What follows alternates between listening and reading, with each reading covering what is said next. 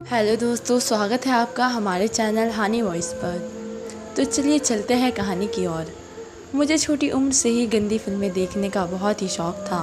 ये उन दिनों की बात है जब मामू काम के सिलसिले में हमारे घर रहते थे। मेरे मामू की अभी शादी नहीं हुई थी। एक रात मैं मामू को खाना देने उनके कमरे में गई तो हैरान हो गई। मेरे मामू अजीब सी आवाज़ें निकाल रहे थे और साथ साथ हाथ की लज्जत लेने में मसरूफ़ थे।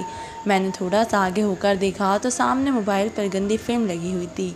मामू अपने कमरे में काम में इतने मगन थे कि उन्होंने पता ही नहीं चला कि मैं कमरे में आई हूँ। मैं काफ़ी देर तक उनको ये सब करते हुए देखती रही।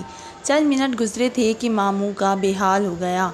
इससे पहले कि मामू की मुझ पर नज़र पड़ती, मैंने खाना टेबल पर रखा और वापस अपने कमरे में आ गई। मेरी हालत काफ़ी गैर हो गई थी। मैं जवान थी, शादी के काबिल थी। मैंने फटाफट से अपना मोबाइल पर एक फ़िल्म डाउनलोड की और देखने लगी। फ़िल्म देखते हुए मेरे जहन में बार बार मामू आ रहे थे कि काश मैं मामू के साथ बैठकर फ़िल्म देखती। मेरी बेचैनी बढ़ती जा रही थी। मैंने उठकर दरवाज़ा बंद करने ही लगी थी कि देखा तो हैरान हो गई, क्योंकि मामू मेरे पीछे न जाने कब के खड़े थे। मेरी तो टांगों से जान ही निकल गई थी।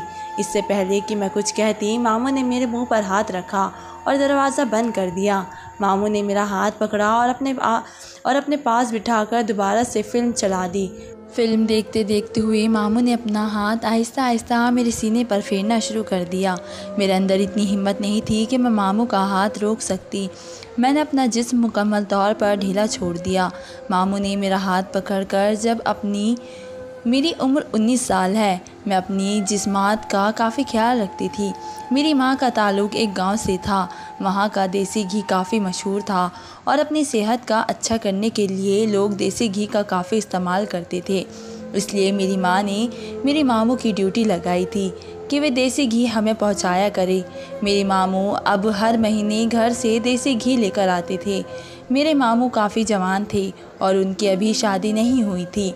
उनके लिए काफ़ी रिश्ते आए थे और मेरी नानू भी यही चाहती थी कि उनकी जल्दी से शादी हो जाए और वे अपनी शादी को अच्छी उम्र में एंजॉय कर सके। पर मामू का यही कहना था कि वे पहले अपनी पढ़ाई मुकम्मल करें ताकि उन्हें अच्छी सी नौकरी मिल जाए। उनकी इस बात पर सब लोग चुप हो गए थे। मेरी अपनी मामू से काफ़ी बनती थी। इसकी वजह से ये थी कि मैं अपने माँ बाप की इकलौती औलाद थी और बचपन में ही मैं अपने मामा से बहुत ही ज़्यादा करीब थी। मेरे मामू मुझसे काफ़ी प्यार करते थे। वे उस वक्त स्कूल जाते थे, मैं फ़ौरन ही उनके पास चली जाया करती थी। लेकिन जैसे जैसे मैं जवान होती गई तो मेरी माँ ने मुझे समझाना शुरू कर दिया क्या मुझे मामू से फ़ासला रखना चाहिए, एक हाथ में उनसे मिलना चाहिए। इस बात पर मैं थोड़ी सी मायूस हो गई थी। पर मेरे मामू अब भी जब एक माह के बाद आते, मैं उनसे काफ़ी गपशप करती थी। फिर स्कूल के बाद मैं अपने कॉलेज में पहुंच गई थी। मेरी एक दोस्त बन गई थी। वे काफ़ी अमीर घर से ताल्लुक़ रखती थी। उसका पढ़ाई से कोई लेना देना नहीं था। इस वजह से मेरी दिलचस्पी भी पढ़ाई में कम होने लगी थी और मैं भी दूसरे कामों में ज़्यादा ध्यान देने लगी थी, क्योंकि मैंने मैट्रिक काफ़ी अच्छे नंबर से पास किया था। मेरी वे सहेली मुझे एक USB देती थी जिसमें वे बहुत ही ज़्यादा मूवी डाल देती थी और मैं घर जाकर वे मूवी देखती थी। मैं ये काम रात को करती थी ताकि कोई देख ना सके। हमारे घर के ऊपर वाले रूम में एक टीवी भी था। उसके अंदर मैं वह USB डाल देती थी और ऐसे ऊपर वाले पोर्शन पर कोई भी मौजूद ना होता था तो मैं मूवी देख लेती। एक दिन भी USB देते हुए मुझसे कहने लगी कि आज वे मुझे ऐसी मूवी दे रही है जिसे देखकर मैं हैरान हो जाऊंगी और मैंने ऐसा कभी नहीं देखा होगा, मुझे काफ़ी सुकून मिलेगा। मैंने उसकी बात मान ली और काफ़ी जस होने लगी कि अब रात होगी और मैं वह मूवी देखूंगी। लेकिन रात का इंतज़ार मुझसे ना हो सका और दिन में ही मैं ऊपर वाले पोर्शन में जाकर USB टीवी के अंदर डाल आई। पीछे से मुझे ये मालूम हुआ कि मेरे मामू घर पर आए हुए हैं। मुझे उनके आने की इतनी खुशी हुई। USB चलाते ही मैं मिलने चली गई। मेरे मामू की पढ़ाई मुकम्मल हो चुकी थी। इसी वजह से वे अब नौकरी तलाश करके घर से हमारे घर रहने आए थे। वे अब इसी रूम में रहने लगे थे जिसके अंदर टीवी लगा था। मुझे फ़ौरन याद आया कि USB टीवी के अंदर है, पर अब कुछ भी नहीं हो सकता था। क्योंकि मामू ने दरवाज़ा बंद कर दिया था। मैंने ना सोचे कि कल मैं जब मामू नौकरी की तलाश करने जाएंगे तो मैं वह USB वापस ले लूँगी। जब मैं रात को उन्हें खाना देने गई तो मुझे काफ़ी हैरानी हुई, क्योंकि कमरे में मामू अजीब आवाज़ें निकाल रहे थे। मुझे बहुत ही अजीब सा महसूस हुआ। इसी वजह से मैंने सोचा कि क्यों ना मैं उन्हें खिड़की से देखूं कि वे क्या कर रहे हैं। इसी वजह से मैंने हल्की सी खिड़की खोली, पर सामने का मंजर देखकर मेरे होश उड़ गए थे, क्योंकि वहाँ एक निहायत ही अजीबोगरीब चीज़ थी। जो ये के सामने एक फ़िल्म लगी थी, और वह फ़िल्म थी जो मेरी दोस्त ने मुझे दी थी, और ये काफ़ी बहुत ही गैर अहला फ़िल्म थी। पर दूसरी चीज़ ये थी कि मेरे मामू वो फिल्म देखने के साथ साथ ही अपने हाथ से अजीब हरकत कर रहे थे।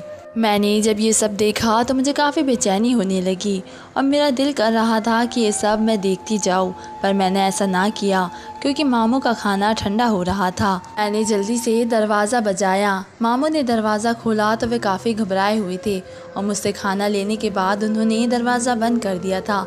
अब मुझे झटका लगा कि दरवाज़ा पहले से खुला हुआ था। अब मेरा भी दिल करता था कि मैं भी फिल्म देखूं, क्योंकि उसे देखकर मुझे काफ़ी सुकून मिल रहा था, पर कुछ भी नहीं कर सकती थी मैं। फिर मैंने ये सोचा कि मामू जब बाहर निकलेंगे तो मैं फिल्म वापस ले लूँगी, पर मामू अगले दिन वापस बाहर ही ना निकले। मैं रात को फिर से खाना देने गई तो मामू ने वही फिल्म लगाई हुई थी और वही काम कर रहे थे। मैंने कुछ देर के लिए उन्हें देखा, और जब मेरा जी भर गया तो मैंने उन्हें खाना दिया। 3 दिन ऐसे ही गुजर गए थे। मेरा दिल कर रहा था कि मैं अपनी मामू के साथ बैठकर वो देखूं, और एक रात मैंने ऐसा करने का फ़ैसला कर लिया था और सीधा मामू को खाना देने अंदर चली गई। मामू हैरान हो गए थे और मुझे अचानक आधा देखकर घबरा गए थे। उन्होंने वक्त ही ना मिला कि वे मूवी बंद कर सकते। मूवी इस वजह से अभी तक चली हुई थी, और उसमें काफ़ी गैर लाकी सीन था। मैंने मामू के सामने वे सीन देखा तो हैरान हो गई, और ऐसा महसूस करने लगी जैसे मुझे ये सब अजीब सा लग रहा है। मैं मामू के साथ बैठ गई थी जब मामू ने मुझे कहा कि मुझे ऐसा नहीं करना चाहिए, वे वापस जाना चाहिए। मैंने मामू को कह दिया कि ये मूवी मुझे मेरी दोस्त ने दी थी, और इसे देखने का मुझे वक्त ही नहीं मिल रहा था।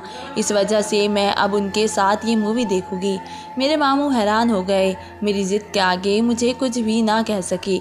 इस वजह से मैं उनके साथ बैठकर मैं मूवी देखने लगी थी, जो काफ़ी अजीब सी थी, पर वे देखकर मुझे अजीब सा एहसास हो रहा था। मेरे मामू भी मेरी हालत देख रहे थे। मुझे पसीना आने लगा था।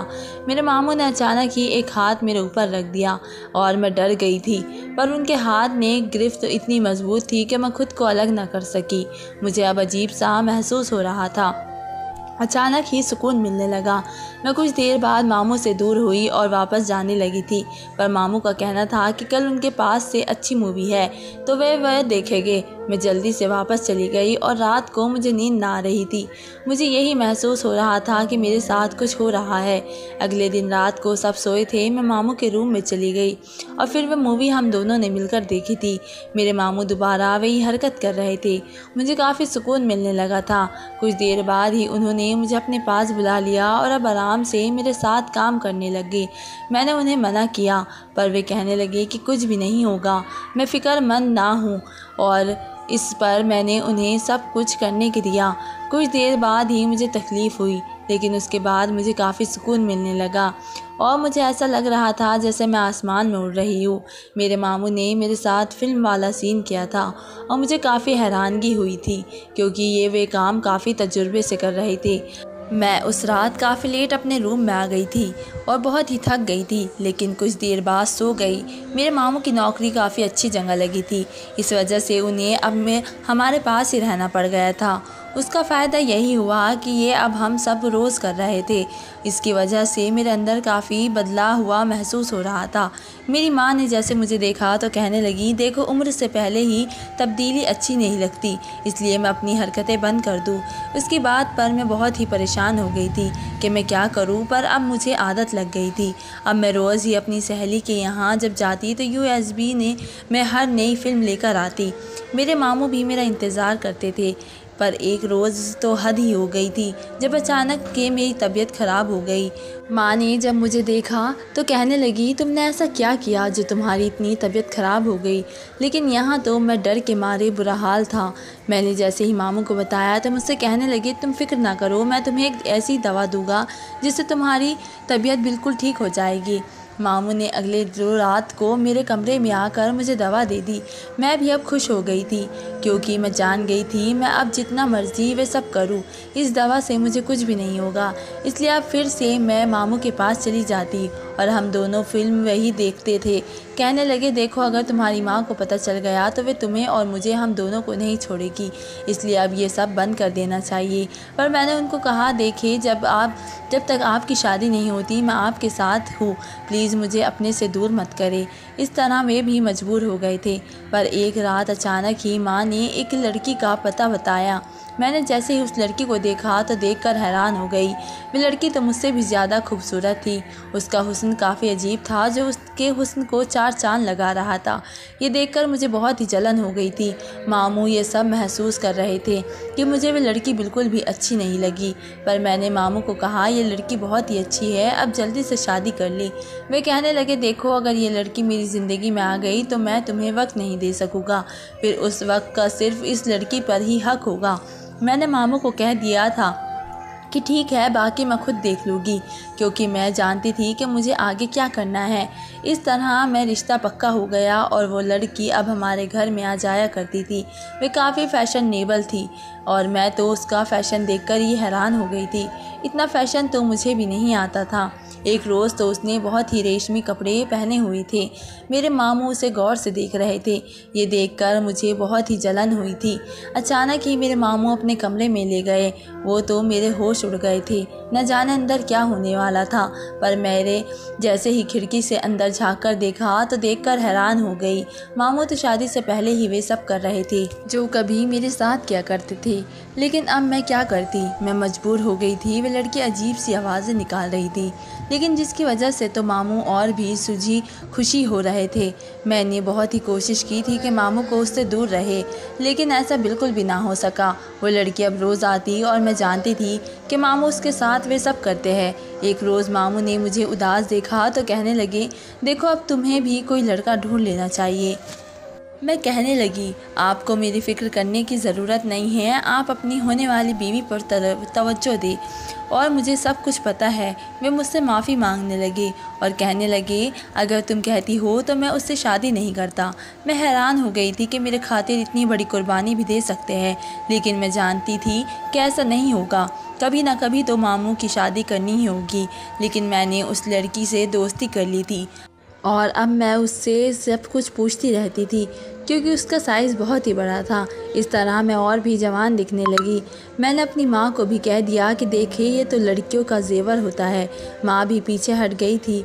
इस तरह में बहुत ही ज़्यादा खूबसूरत हो गई थी।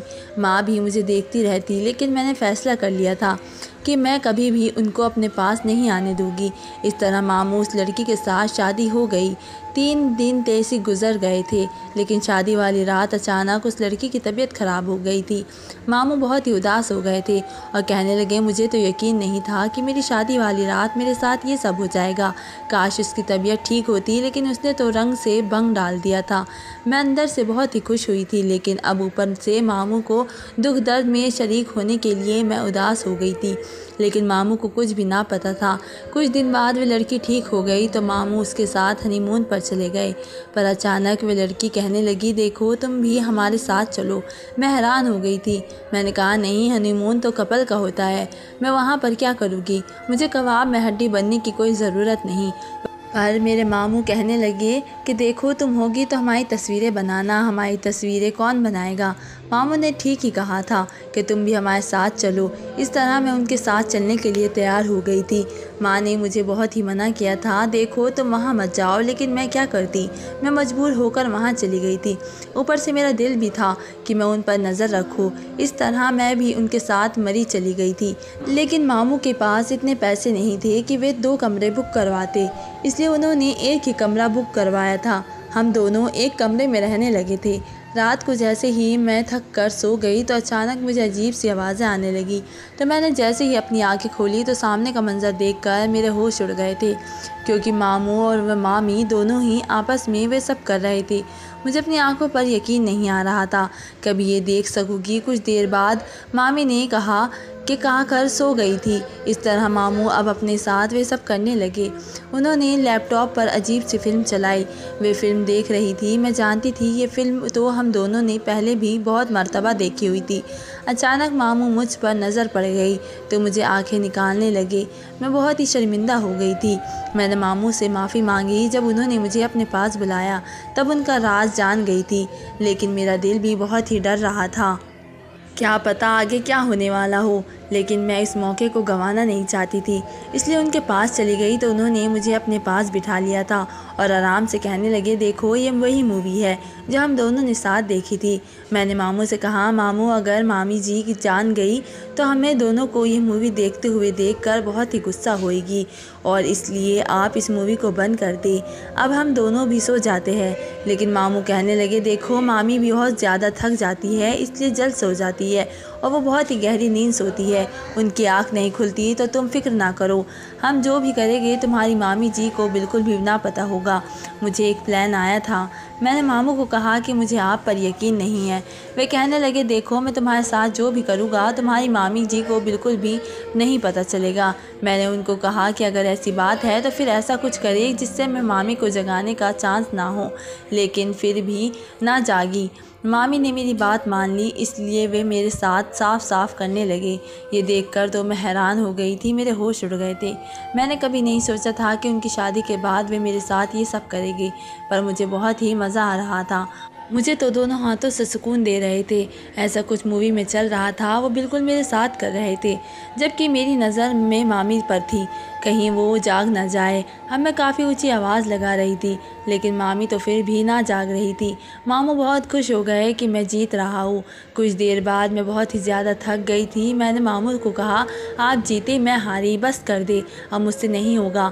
पर मामू कहने लगे, देखो मैंने बहुत ज़्यादा इंतज़ार किया है, मैं तुम्हें बहुत ही मिस करता हूँ। तुम्हारी मामी में वो बात नहीं है जो तुम में है।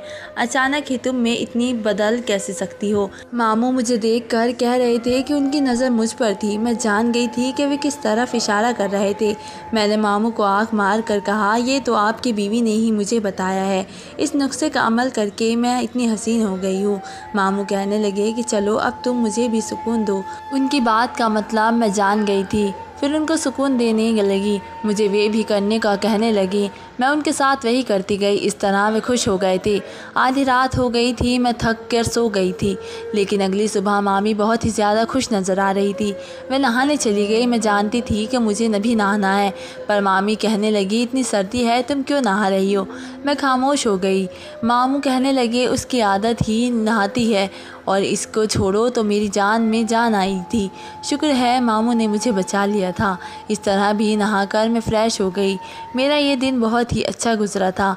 मैं जान गई थी कि जब अब हम में हैं तो मेरे साथ यही सब होगा। बहाने बनाने से मैं उनकी तस्वीरें तो बना लेती, लेकिन अब मेरा मकसद तो कुछ और ही था। रात का इंतज़ार करती थी और इस तरह छुपकर मैं दोनों को वो सब करते देखती। फिर मैं मामी सो जाती तो मामा मुझे अपने पास बुला लेते, लेकिन मैं जानती थी यह सब गलत है और सब कब तक होगा। वो दवाई मेरे पास थी और उनका सहारा लेकर मैं सब करती, इसलिए मुझे उसकी फ़िक्र नहीं थी। पर मैं जानती थी आगे मेरे लिए बहुत ही मुश्किल होगी। अगर मेरी शादी हो गई और किसी को पता चल गया कि मैंने पहले ये सब किया है तो कोई मुझे छोड़ेगा नहीं। इसी डर के साथ मैंने ये सब कुछ छोड़ दिया और मामू से कह दिया कि मुझे अब अपनी ज़िंदगी में आगे बढ़ना है। मैं नहीं चाहती कि किसी को मुझ पर शक हो जाए। मामू कहने लगे, देखो मैं ही तुम्हारे लिए लड़का तलाश करूँगा और फिर देखना उसे बिल्कुल भी पता नहीं चलेगा तुमने ये सब पहले किया है। मैं बहुत ही खुश हो गई थी। इस तरह मामू ने एक लड़का तलाश कर लिया जो बिल्कुल शरीफ सा था। उसे कुछ भी पता नहीं था। मेरी सास में सास आई थी। इस तरह मेरी उसके साथ बहुत ही अच्छी सी दोस्ती हो गई। मेरी ज़िंदगी हसीन और अच्छी गुजरने लगी, लेकिन वह लड़का मुझे इतना खुश नहीं करता था कि जितना मैं अपनी ज़िंदगी में पहले थी, और मैं अपने मामू को याद करती रहती। अचानक एक रोज़ मामू मुझे एक दवा दे दी और कहने लगे तुम अपने पति को खिला देना, वे तुम्हें बहुत ही ज़्यादा खुश रखेगा। मैंने ऐसा ही किया था, लेकिन मेरे पति ने मुझे मना कर दिया कि ऐसी दवाइयों से तबीयत ठीक नहीं रहती। पर मैं तंग आ गई थी। मैंने फैसला कर लिया था कि अगर वे सीधी उंगली से ना निकले तो घी उल्टी उंगली टेढ़ी करनी पड़ती है। इसलिए मैं दूध में वे दवा मिलाकर अपने पति को दे देती। मेरे पति जैसे ही वे दवा खाते तो फ़ौरन मुझे अपने पास बुलाने लग जाते। फिर बस मुझे ज़िंदगी भर का सुकून मिलने लगा था।